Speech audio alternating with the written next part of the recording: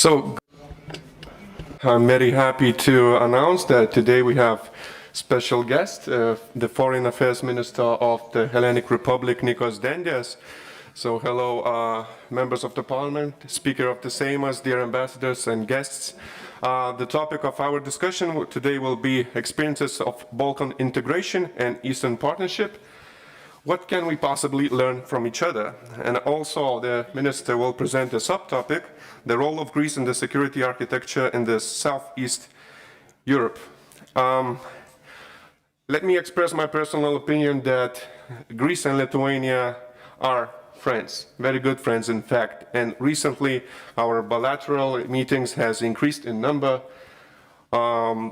The Foreign Affairs Committee of Lithuania has ratified the historic resolution honoring the 200 years anniversary of Greek Revolution.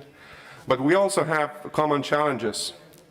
There's migration, there's also energy security from the north, Astravets to Akuyu. There's many things we can share and discuss because we are great allies. So I would like to invite the Speaker of the Seimas, Victoria Chimilita-Nielsen, to say a welcome word. Thank you. Thank you, and welcome, Minister, once again, Excellency Ambassador. Let me address you in Lithuanian. Just to start, I would really like to say a welcome word for you today. Good afternoon, ladies and gentlemen.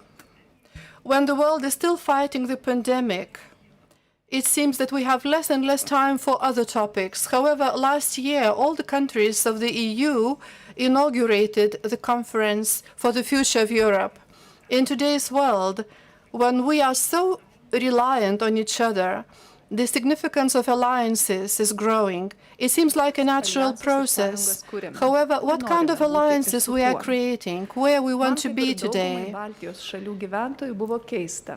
I found it quite clear that 30 years ago, the Central and Eastern Europe, as well as the Baltic states, were considered to be at least a part of the continent behind the Iron Curtain.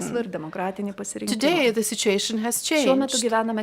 We are living in a different world, and there is nothing strange that the world is changing. However, the liberal values of democracy are facing increasing challenges. We see the new forms of authoritarianism being born in different places of the continent. Radicalism and authoritarianism are expressed in different countries, not to mention societies which are named like partner countries of the European neighborhood, Eastern neighborhood. The narrative is being spread that the European Union is facing a crisis. And when we see these processes, the question arises, do we trust each other fully? And do we trust others that we want to be allies with in Europe? In my opinion, Europe is not a geographical idea, it's Europe of values. We cannot imagine ourselves without these values. Back in 1990, we strived to go back to Europe, primarily in our mentality, and then also in the concept of the West European democracies. We could feel the unity from the very beginning, and we accepted that with all our hearts. Today, we cannot imagine Europe without Vilnius, Riga, or Tallinn, also without Skopje, Pristina, Tirana, Sarajevo. What about Kiev, Chisinau, Tbilisi, Minsk? Eastern Partnership countries are united by tradition, culture, and history. Even though they have been apart from their European family, they take their strength from Kiev's Russia from the Grand Duchy of Lithuania and other unions. These countries do not raise the question, why should they not integrate? Back in 2014, Ukraine rose to the fight for its choices. Back in 2020, the Belarusian nation rose for its position in the European family. Georgia and Moldova did the same. The question arises now whether Europe is ready to fight for its European values and help the neighboring countries to fight for their democratic values. I believe the question is yes. This is why I believe we are going to have a very fruitful discussion today to tackle these and other matters. Thank you. Let me just present to Mr. Minister a little gift of memory to remember your visit to the Parliament of the Republic of Lithuania. Thank you so much. This is greatly appreciated. Thank you so much.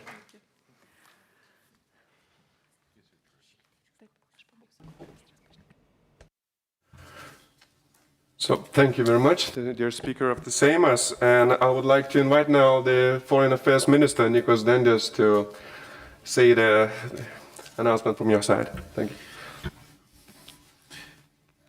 Thank you so much, Madam Chair, Mr. President. Mr. President, it is, dear colleagues, a great honor for me to be here today and address you. And apart from a great honor, you'll allow me to say it's also a very great personal pleasure. And this is the first such bilateral visit of a Greek foreign minister in many years, long overdue, I said it before, because it is not self-evident, but our two countries have very many things in common. We are, of course, partners and allies and united by strong bonds on the European Union and on NATO. But today I want to highlight another crucial commonality that has led to our increasingly converging views on the international order and the security architecture of Europe, of our regions, of the world. I'm speaking of the fact that Greece and Lithuania are both countries situated on the external borders of the European Union and also the external borders of NATO. This is a reality that we have to deal on a daily basis, and a reality that comes with many severe and sometimes quite urgent challenges. Challenges not only for our countries, challenges for the European Union as a whole. Both our direct neighbors have a long track record of not playing exactly by the same rules, adhering to the same principles that we, as European Union members, consider universal, but also fundamental. In this regard, Greece fully understands and instinctively is sensitive to the challenges that you are facing from your difficult neighbors to the east. As you know, Greece has traditional relations with Russia dating back to Russia's important role in supporting the Greek fight for independence 200 years ago. These are relations that we are not ignoring and we're not underestimating. But also, we don't underestimate the challenges we face today. We do understand them. And we believe that these are challenges for the European Union as a whole, and they require a unified and coherent European Union strategy and a European response. Of course, the future of Russia's relation with the European Union and its member state depends first and foremost on Russia, on the Russian behavior. There is no doubt that full compliance with international law and its international commitments remains a key prerequisite for any substantial progress in our dialogue and our cooperation. This was actually one of the main messages I relayed to Foreign Minister Lavrov during our recent meeting in Sochi. In a similar way, our own difficult neighbour, Turkey, to the east, poses serious challenges not only to Greece, but to the European Union as a whole. And as I had expressed to my dear friend Minister Landsbergis many times before and today, and wish to express to you as well, Greece is very grateful for your support over the years and for your solidarity over the years on this issue. I'm referring in particular to Turkey's widespread aggressive and illegal contact in the Mediterranean, in the Aegean, but also, more than that, on the instrumentalization of the migration issue, and I'm so sorry to find out that you are facing a similar challenge here today, but also on Cyprus and other countries as Libya, Syria, on supporting extremist groups as Hamas, on also supporting forces in Lebanon and Iraq that do not share the same way with us of seeing things. Dear friends, this is an overall region that not only big powers, but slowly also regional powers try to compete and create influence for them. Interventions, violation of sovereignty of states under the pretext of safeguarding interest has become, unfortunately, a commonplace. Even, as we said before, refugees and migrants are being instrumentalized in the service of obscure state interests and political and economic gains, where cultural, religious, sectarian, dogmatic affiliations are exploited to fuel extremism, topple regimes, expand political influence. We share also a region that has a significant trade and energy transfer route. And, if I may say so, look back a few weeks ago on the consequences associated with the blockage of the Suez Canal by one single ship. Our overall region hosts also a potential not just of new energy resources for Europe, but also the ability to diversify our sources and diminish our reliance on the relevant Russian monopoly. We, Greece, a small, medium-sized country, remain a rules-based and principled country. We believe in a rule-based and principled policy. Our policy has been founded on the need for consistent, persistent, and full respect of international law by all countries, be they big, medium, small, without exceptions, without any footnotes. Having been confronted with repeated and continuous violations of our sovereignty and sovereign rights by a neighbor and ally, we strive to avoid always militarization. We support and promote peaceful resolution of differences through dialogue, mutual trust based on international law and good neighborly relations. We consistently point to the need for keeping channels of communication open, even in the most difficult of circumstances. We insist that violations of sovereignty, be it in Syria, in Libya, in Iraq, in Cyprus, in the Aegean, everywhere, violations of sovereign rights must be condemned and cease immediately. And we believe that threats to the security of each one is a threat to our collective security and must be dealt collectively. As such, we are sincere proponents of the idea that the European Union must prioritize our collective European interests of those that serve narrow and circumstantial objective of some individual member state. That decisions of the European Council must be respected first and foremost by our own members, if we sincerely wish for them to be respected by third actors. Actors we know they have a long track record of violations of international legal order. We are expected to stand idle while other countries pursue the installation or operational of Russian air defense system on their soils, for example, or while they maintain a permanent threat of war, casus belli, against a fellow NATO ally, destabilizing the alliance southeastern flank? I take it that the answer to these questions are clear, even though some might prefer to portray the solutions are very complex. Dear colleagues, dear friends, our strategic relations with the United States are and will always be crucial. As such, we must ensure that our American friends maintain their focus in Europe and our wider neighborhood.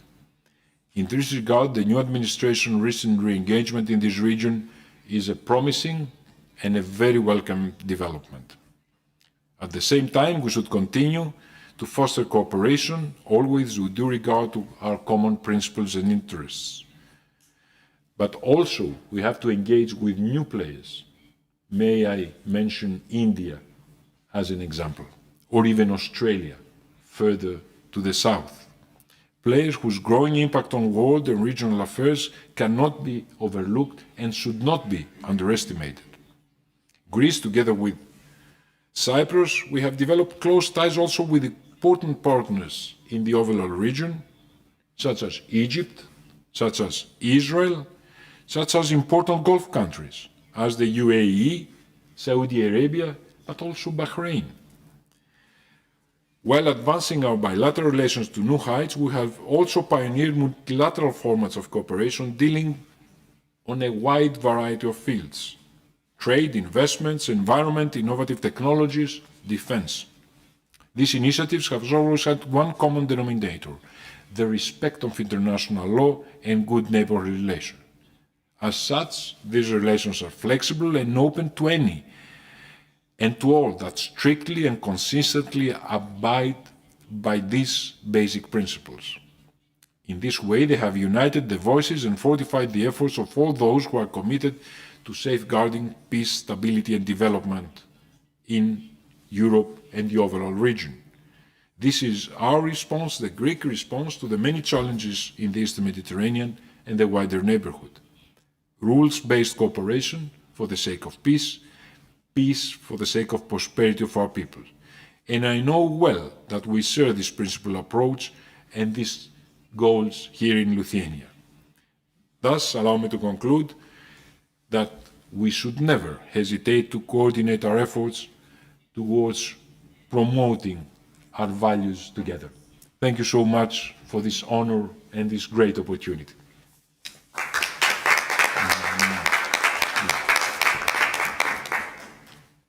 Evcharisto, dear Minister, your speech is a proof that we share common values in our respective regions and globally. So in this regard, I would like to invite the Vice Minister of the Foreign Affairs Ministry of the Lithuanian Republic, Arnoldas Pranckevičius, who is very knowledgeable about the Balkan region and the Eastern Partnership. So please, the floor is yours. Thank you, Mr. Chairman. Dear Minister, welcome to Lithuania, indeed, on this historic visit.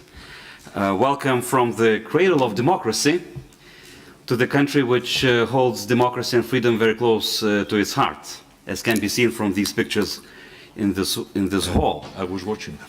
And welcome also from the country which gave origin to European civilization, to the country which holds Europe extremely close in its heart as well. And I think your visit shows how much we share in common, how much, even though being at the different parts of European shores, we see together, eye to eye, as we approach the current challenging period in Europe and the world. And therefore, today's discussion about enlargement, about Western Balkans and Eastern Partnership is, I would say, also our joint responsibility for Europe's security, for Europe's future, and for its well-being. Probably also nowhere else than here one can see the great transformational power of the enlargement, and Lithuania is a big testimony to the fact that enlargement, in my mind, has been the strongest and most important foreign policy tool the European Union has ever devised. Throughout history of European project, the enlargement has contributed to strengthening democracy, strengthening freedom, rule of law, prosperity and security across the region. It also helped us much more firmly base ourselves on shared values and strengthen our geopolitical interest, reaffirming the EU as a force of positive transformation. Greece and Lithuania today are part of the EU because they chose to be part of the EU.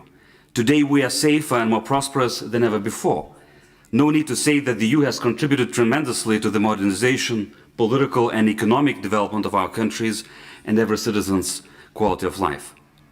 Lithuania knows too well how painful is the path towards the membership, but how transformative the power of the process is.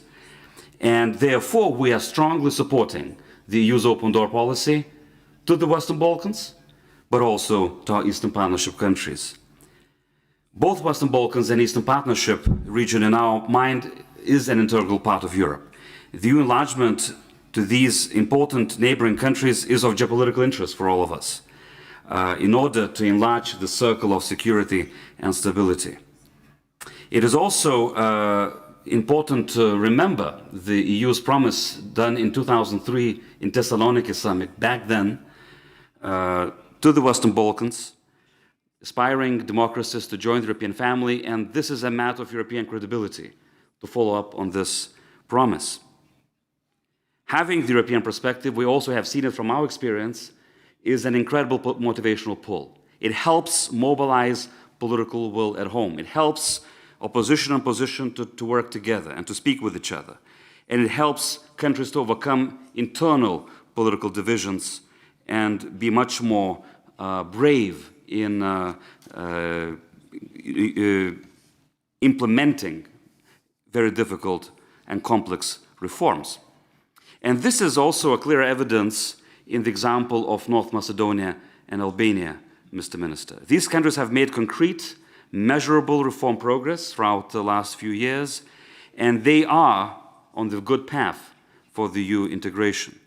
Political will shown by the government of the Republic of North Macedonia for strengthening good neighborly relations and by reaching the historic agreement with Greece sets an example of reconciliation, unprecedented, for the rest of the world.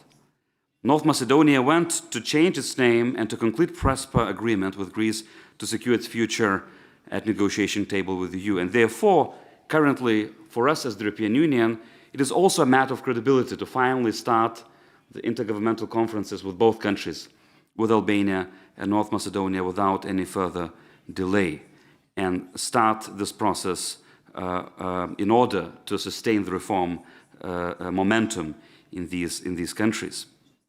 Ladies and gentlemen, the European Union, as I've mentioned before, is defined first and foremost by values.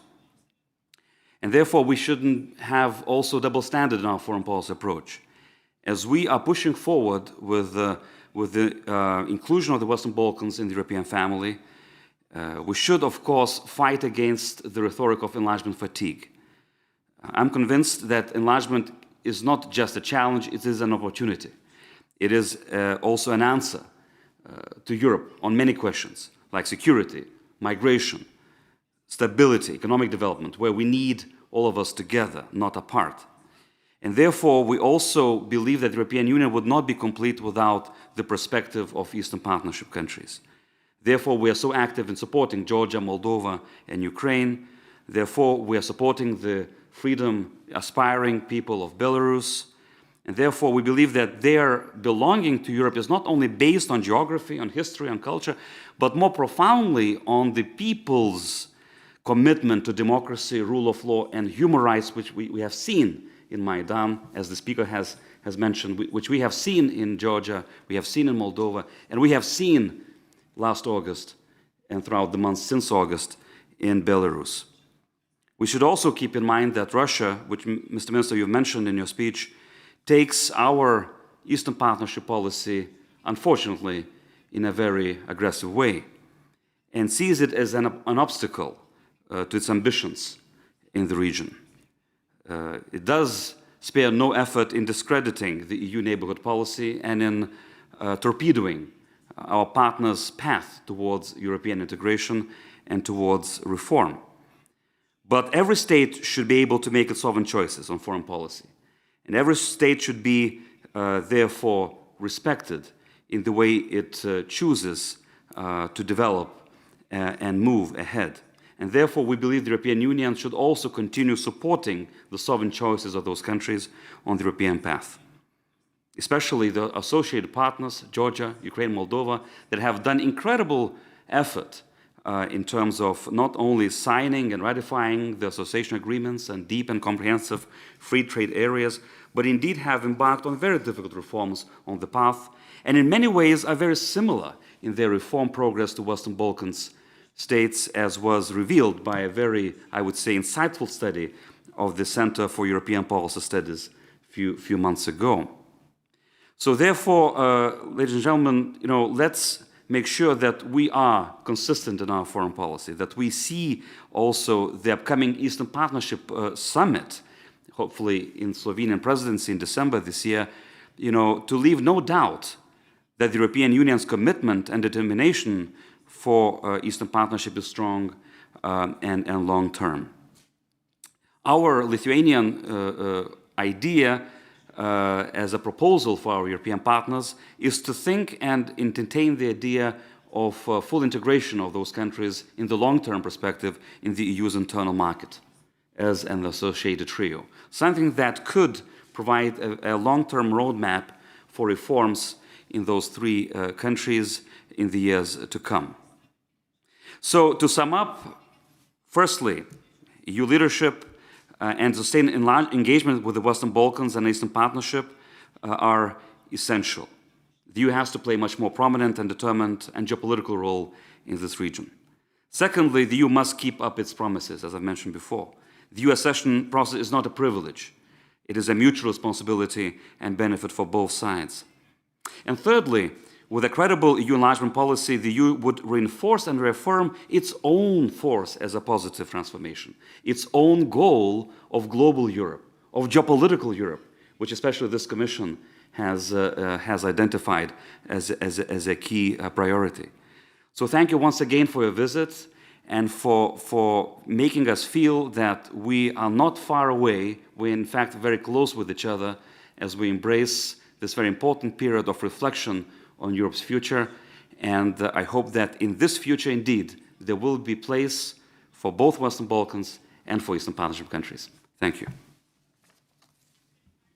Thank you, dear Vice Minister, for a very European touch on the subject and your insights. So, as we have limited time, I would like to give the floor to the Chair of the Foreign Affairs Committee of the Republic of Lithuania, Žygimantas Pavilionis. Thank you so much, Chairman. Minister, it's more or less nothing to say after our European Minister said everything I wanted, so I will maybe try to rephrase it and maybe to have some more sharp parliamentary statements like I always like to do. So, as I said for you in our bilateral meeting for one of the first Greek desk officers of Lithuanian Foreign Ministry that I represent, to see this picture, to have bilateral visit of Greek Foreign Minister is a big thing. And as I also maybe will try to repeat myself, I think you have a dream team now, at least from Lithuanian side, but I think also from your side for our bilateral relations. You never ever had such a European government. And when I mean European, this is coming from the heart. This is not only theory.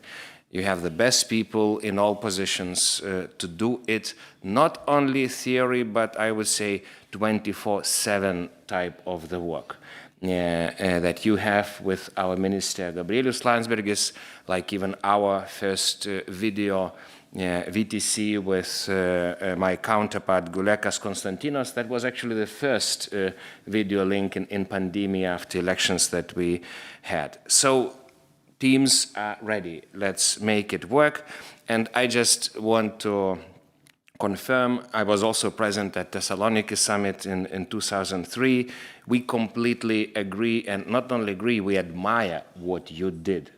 And I counted. You did it in 22 years of your membership. You joined in 81, and in 22 years, that was your presence in 2003, you did it. Actually, next Lithuanian presidency will be 23 years after our accession. So I think that then we will be able to do for Europe's East what you did for the Balkans, inspired by your example, because this is exactly our strategic goal. You know, we want to be strategic on our neighborhood, not only reactive. Why we need it? Because those autocratic states are winning. You know, we have democracy decline for the last 15 years. Autocracies work together, and we retreat. We are not winning.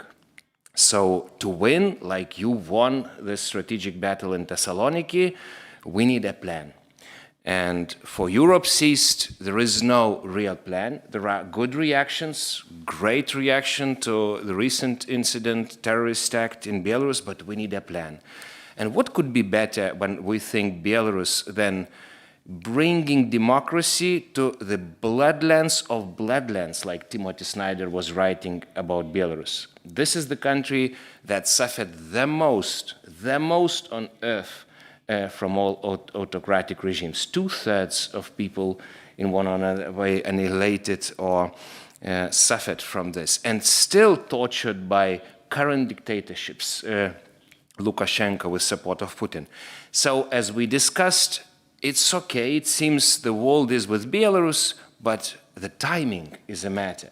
G7 statement is great. Where is the date? Where is the timetable? Because they cannot wait and wait for our resolve and leadership. Leadership needs to be now, before it's not too late, before it's not turning ugly and difficult, and we will be all in difficulties to resolve it. The same with reassociated countries. You know, they lost it, territories and lives for our values. Yeah, those are countries that, you know, they are reflected in Bible from 4th century, some of them.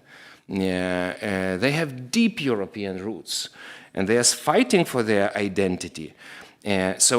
Like European Minister was saying, I really hope the next Eastern Partnership Summit will bring at least some strategy towards this associated trio, maybe sectorial integration, maybe at least some aims that are going above association, because finally, till our presidency in 27, we want to completely and fully agree with our EU sisters and brothers that Thessaloniki agenda, you know, created miracle. You've been able, you are creating stability in the region, you are pushing out at least 2 autocratic states that are destroying the region, and we want to do the same. I would also remind Bucharest NATO summit. I was also there, and I think it was a mistake. It was again another summit when we failed with strategy and leadership. We were not able to approve membership action plans, and immediately the weakness was used by Russia, by occupying and killing freedom and democracy in those countries. We have to return to it.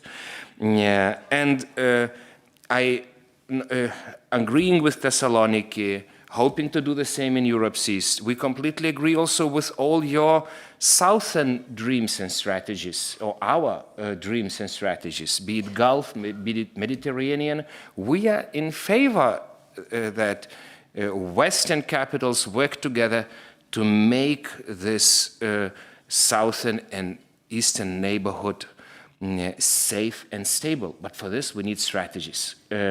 And we would really support every step you do in the south, like you do in Thessaloniki, hoping that we can learn from your experience in the East. And finally, it's global.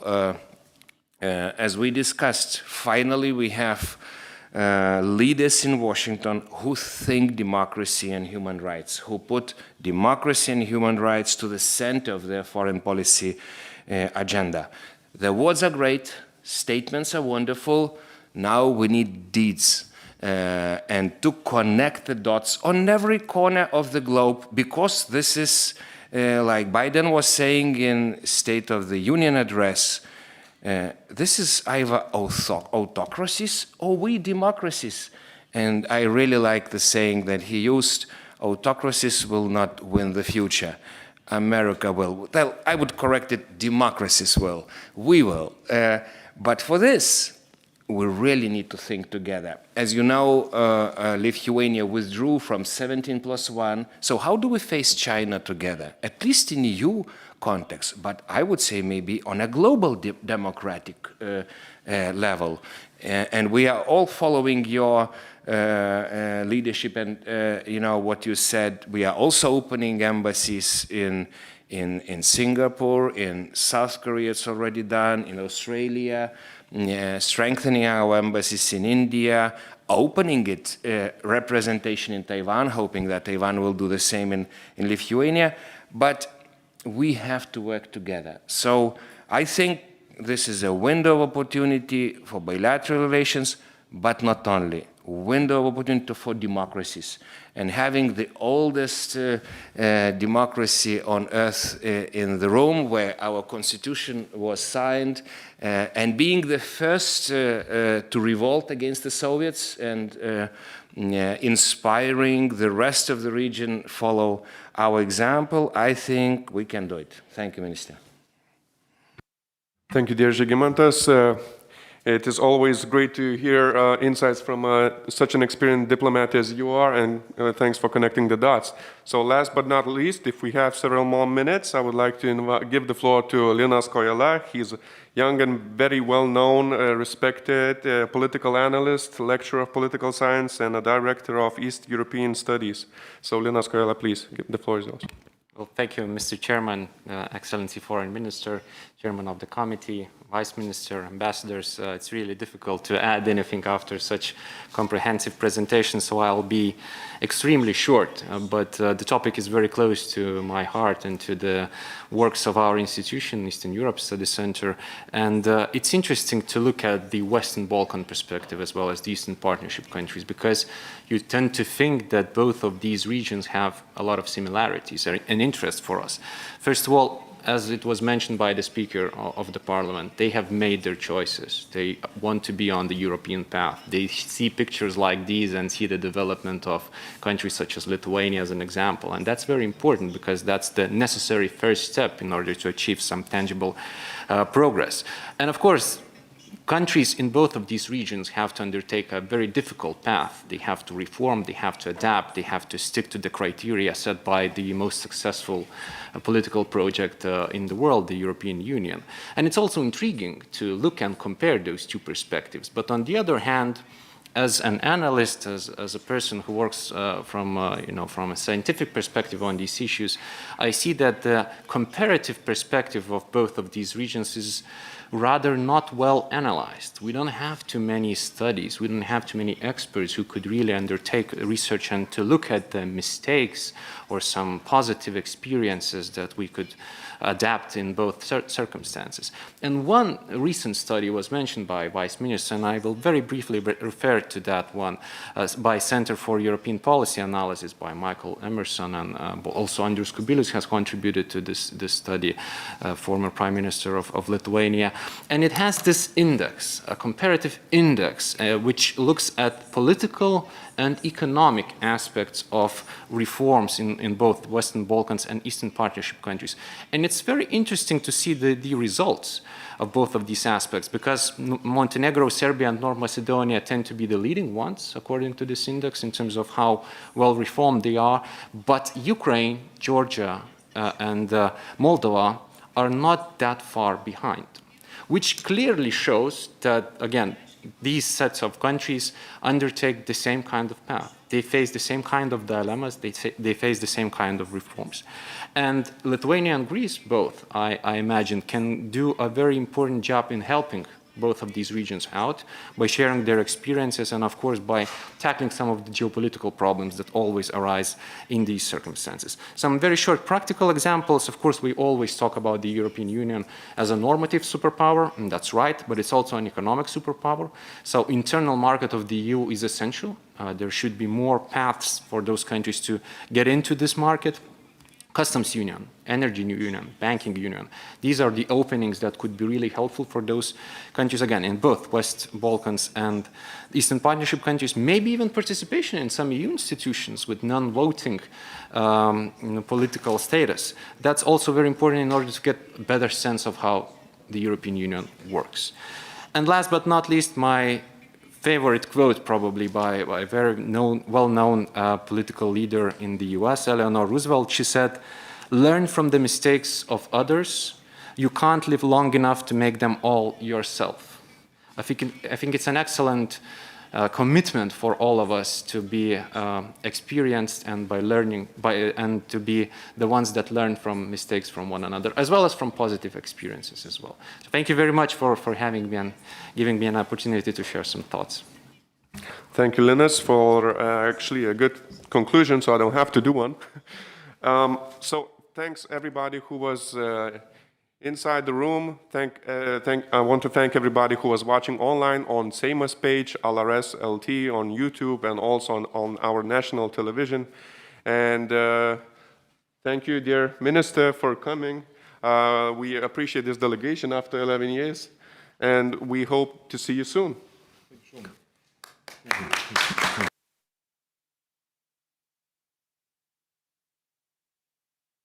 Here in Vilnius, you see clearer than the fog in Brussels.